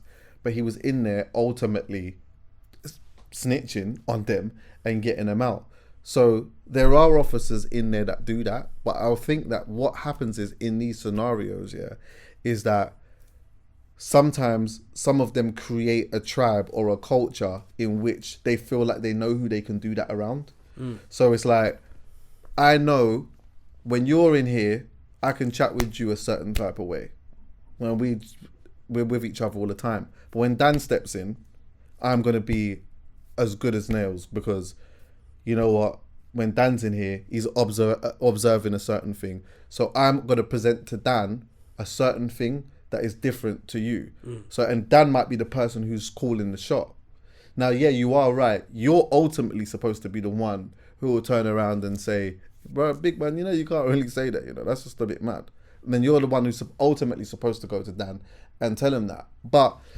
And you would hope and want to see that in the police force that they would do that. And I'm pretty sure that there are many instances on where that happens. But though, your ultimate point is that I get it, that like, if you do not say anything and there is a system that happens, you are complicit. So I get it. What's the solution? As in, what is the solution for the police? Yeah. If you're saying that you don't believe, which make me understand, because I could be wrong in saying this. This is the way that I received it. Was that you were saying that you don't believe that anyone essentially from these places should be a part of that because the system in it is rotten. What is the immediate solution today then? Get rid of it.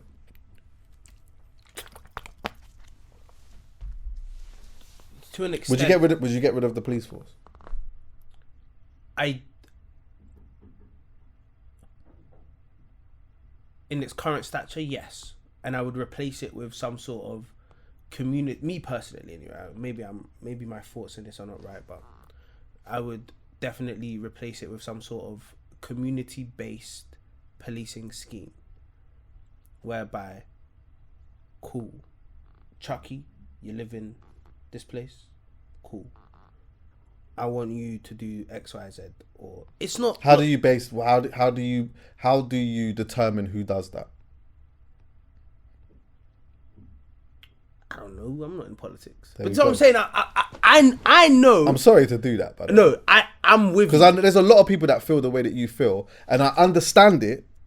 But if that's how you feel, what I'm curious to know, leave it in the comments as well. Yeah, what is the direct? So what if we're saying, all right, this is bad, the whole thing's rotten.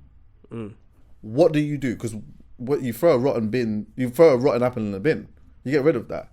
It's gonna have fruit flies. I've got fruit flies in my yard right now. I had a banana in my yard. It's mad. So anyway, what do? You just get rid of it? I think personally, regardless of if you take it away and you create something else, the reality is that whatever you put there is not going to be robots. It's going to be human beings. And you know how I think about human beings. I do believe that there are so many people that do things for greater good. But though, human beings are so nuanced that there is always going to be a situation and a scenario where somebody does something hella crooked in certain situations, even if it is as simple as going and kicking someone's door down, doing a big bust. You go in, you go into that room over there and you see £9 million. That £9 million ain't going into the police station, bro. 7 million, mate. Yeah. 7 million, mate.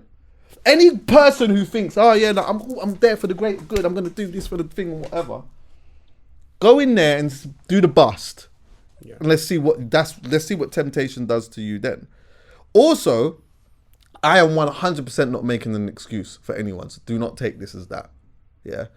But I hate the fact that I said but it's like, you know what? Sometimes some people are going to be in the job and they're going to be talked to in a certain type of way, and they're just going to be triggered by it. So then you have to be able to spot that quite quickly when someone is triggered by going out and constantly being called something because they don't like where you come from. So now when it's time to do the arrest, you're doing an arrest with a little bit more vim based upon all of the stuff that you've had to deal with within wearing this thing. Yeah. Do you know what I mean? But this is my sorry. In closing, what I was going to say is, in my opinion, if you take this away, whatever you replace that with, somewhere down the line, you are going to have people in there that are not going to do the right thing because they're human beings. Sure. I don't disagree with you on that. But what I will say is that if the police force is to stay how it is, right, then I think one of the biggest issues in general is that people do jobs for job's sake, right? I think that is a problem, because what happens when you do something for job's sake is you don't care about the job, you don't care about the meaning of the job. It's a salary, it's a paycheck. A police officer is supposed to protect and serve the community. Have I witnessed them protecting and serving the community? No. I have. I haven't. You've never seen a police officer serve and protect the community? No. Maybe on TV, maybe during the terrorist attacks and that I hear it. I know it's not cool to say that they haven't, but I'm saying I haven't seen it. Look, I'm not saying police have obviously done crooked things. Of course they have. I'm not saying they haven't. I'm saying we're going to sit here and say that they haven't done it. I haven't seen it. Right. I haven't seen it. Okay. In my 30 years of life. Okay.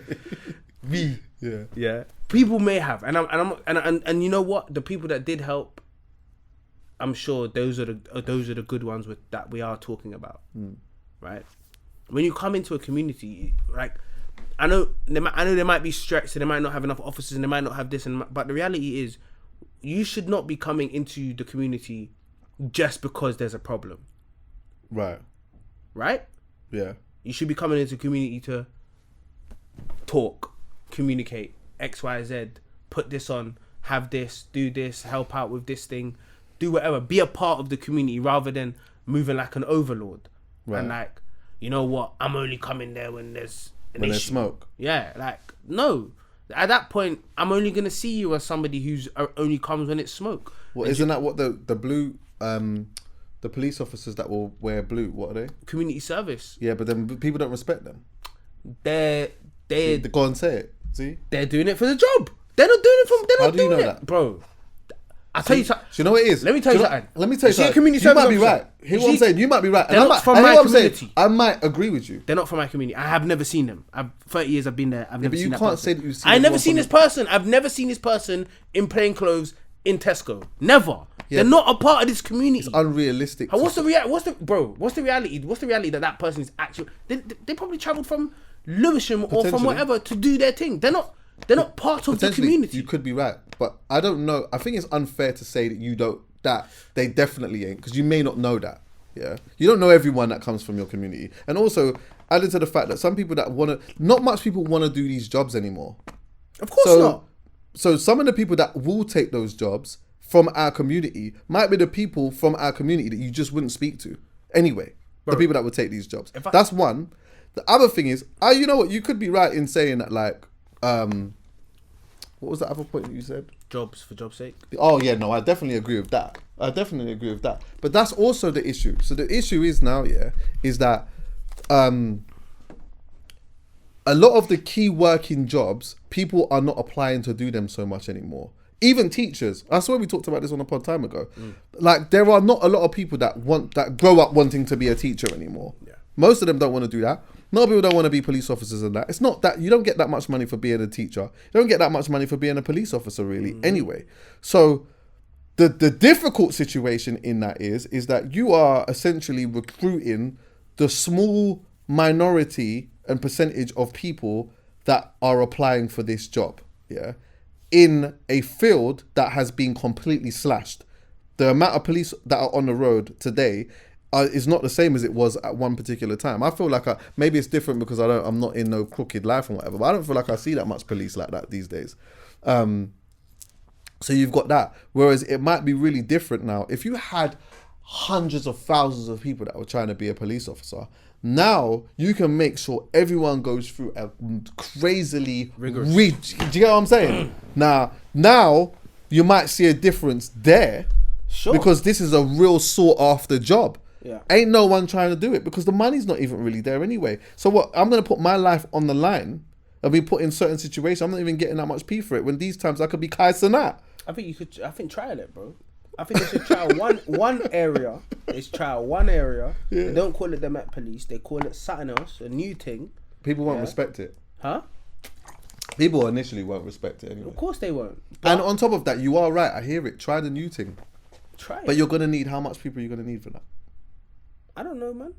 You're going to need a lot of people for that. I'm sure you I think at the moment, currently right now, there's like over 30,000 police officers or something like that, yeah. Bro, 30,000 police officers policing what? 8 million people? So there's not enough. No, do you want to do it? Absolutely not. So hear what I'm saying. I think that we need more people that come from where we come from. I don't think that I'm not saying that it changes the crime rate. I just feel like representation matters. That's all I'm going to say. I feel like it matters and relatability matters. And I think that in that, if you've got people in it that come from where we come from, essentially, that are trying to fight a good fight on top of that too. Because this is another thing. Not everyone that comes from where we come from that would join that would be doing the right thing either. Some of them would be just as crooked. Remember, we still got... let's really do it then. Some of us have some real ignorant opinions about people from certain places in the world. Ask certain people that come from certain countries about how they feel about Indians. Ask some Indians about how they feel about certain people in certain African countries. So while this guy's sitting here and saying, oh, this one's scum and that one's scum and that, some of these ought to be doing exactly the same thing too. So it's a bit of a... But am I on this thing of like getting rid of the... Nah, man, I'm on this thing of like... Devil, you know? Nah, all I know is that something just needs to change, innit? And I feel like more and more people just should be embarrassed. I feel like anytime that you hear of somebody saying some shit, like, embarrass them. Because you imagine what it must have been like for this, what's his name? Sergeant Machiavelli or whatever his name is. Yeah. Sitting at home now and big BBC One, Panorama, 9 o'clock on a Thursday. Everyone saw that. You're out of a job now. Well, you will be at some point. And everyone saw that. Embarrass them. Then you know if you are applying for this job, even if you do have this type of thing in your heart, there is a big chance that if your bigotry comes out, you are going to be embarrassed. Maybe there might be a small change in that, but you know. But even then, this situation, bro, this sergeant, he's learned this behavior from somebody above him. No, he might have just learned this from his community. As in police officers? No, just where he comes from. He might have grown up in a school like this. His dad might be like that. His mum might be like that. His brother might be like that. His brethren might be like that. What I'm reading here, obviously I didn't watch it, bro, and I will watch it. But when he says raped and attacked his pregnant girlfriend, and then that's what she says, how I've taken that, how I've read that, is that bro, the law says, he says, she says. I can't do nothing about that, right? But in reality, me and you are looking at this saying, well, that's a serious, heinous accusation. You can't just stop at he says, she says. Of course, yeah. Send a detective out, do something right now, because you can't let this guy go. My issue with this little section here, again, I haven't watched it. My issue with this isn't regarding what he said. It's more that the police hasn't done anything further. I think that was an ongoing thing, to be fair. That's just so you know. That the context of that, he was in the office and they basically established that it's an accusation. But they had somebody in custody, and I think they had to let that person go. Right. So they're like, If he in fairness to him, if I have to give him some grace, like when he's saying this, he was leaning on the wall, and it was like almost like he was reflecting and pondering on what actually he felt might have happened. Right. What they've just showed actually wasn't the worst part of it. When you actually watch it, it was still mad. Yeah. It was still crazy, but it wasn't the maddest part of it. Yeah, because I'd be looking at that and I'd be like, if he worded that different, then there wouldn't be much anger on it. If he said, "There's nothing I can do about that person right now because the law says I have to let him go," versus that's what she says, I think you accept that statement better than you accept this one. Yeah, you know what I'm saying? Yeah, I hear that. I need to watch it. I'm gonna watch it. You should watch it still. It's good. I watched it this morning. That's the first thing you watched in the morning? Yeah, because I thought I might have to come here and talk about it. Bro, I watch all kinds of shit, man, in the morning. Give me a heads up, man, next time. And that's it for me. That's it for me. I heard some rapper, Billions. Something about it. My he laptop got 36 years for conspiracy to murder. They use his lyrics in the court and that. Right. Big man. Yeah. Listen, the game's changed. I would suggest, obviously, first things first. I feel sorry for the youths that are involved in the streets and that, because it's very easy for somebody who's not a part of the streets to turn around and say, yo, man, like, stop doing that. Stop doing that. Don't use the knife. Like, we all know this. And they know that.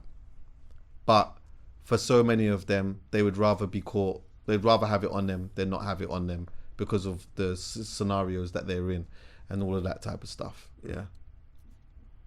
And I always pray and have it in my mind that, like, I hope that this can just be fully simmered down and a lot of that can stop. What I will say is, as well, on top of it, is that, like, if you go and you make songs about what you've done, there's a good chance that it's going to be used against you. That, like, if you do a crime, I think you kind of want to be quiet about the crime. So I would suggest to not do the crime. Sure. But if you are going to do the crime, or you're going to be a part of the crime, I would just suggest to just not do that. Do you know what I mean? Because next minute now, as I said earlier, next minute it's jail time, 36 years in prison, and then how many over a period of time are going to check you? It'll be interesting. Do a tally on it. Like how many people are going to check for you over that time? How many funerals are you going to miss? And you know what? The idea of just being around men for that long would drive me insane. But yeah. Anyway, look, that could be unpacked another day. It's 2 hours, bro. Well done. Yeah. And you only had I'm sorry, by the way. Obviously, Poet just said he wasn't coming today. Dan was busy. Margs was supposed to come. Nobody was here. So, you know, sometimes it just has to be this way. Yeah. I hope you enjoyed it still. Thanks for listening, everyone. Yeah. Love. EA, thanks as well. Yeah.